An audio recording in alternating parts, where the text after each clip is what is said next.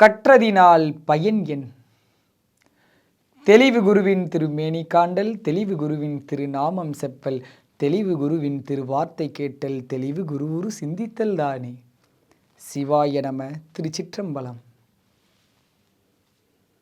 கற்றதினால் பயன் என்?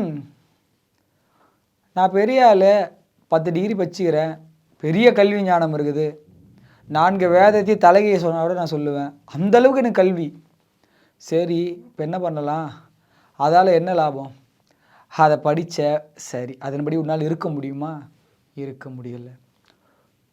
நான் படித்தது வந்ததை பல பேர் சொல்லக்கூடிய ஆளாக இருக்கிறேன். படிக்கிறேன், படித்ததை பல பேருக்கு சொல்கிறேன், இப்படி தான் இருக்கணும், அப்படி தான் இருக்கணும், எல்லாம் எனக்கு தெரியும், எது சரி எது கரெக்ட் எல்லாம் சரி. வாழ்க்கையில் அது நடைமுறையில் இருக்கிறியா? அதெல்லாம் கிடையாது. இப்போ படித்து என்ன பயன்?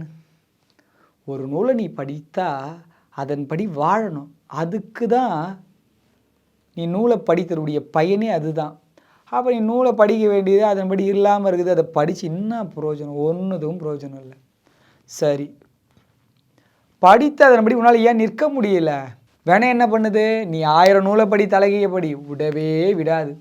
வந்து அது உன் எதிரில் நின்று எந்த விஷயத்தையும் செய்ய விடாமல் பண்ணும். அதனால தான் எக்கச்சக்கமானோர் திருவாசகமோ தேவாரமோ பெரிய பெரிய ஞான நூல்களோ ஆன்மீக உரைகளோ எக்கச்சக்கமாக படிச்சிருப்பாங்க. எல்லாரும் சித்தராயிட்டாங்களா? இல்லை ஞானி ஆகிட்டாங்களா? ஒன்றும் கிடையாது. சரி, அப்போ அதை படித்தவங்க யாரும் எதுவும் ஆகவே மாட்டாங்களா? கண்டிப்பாக ஆக முடியும்.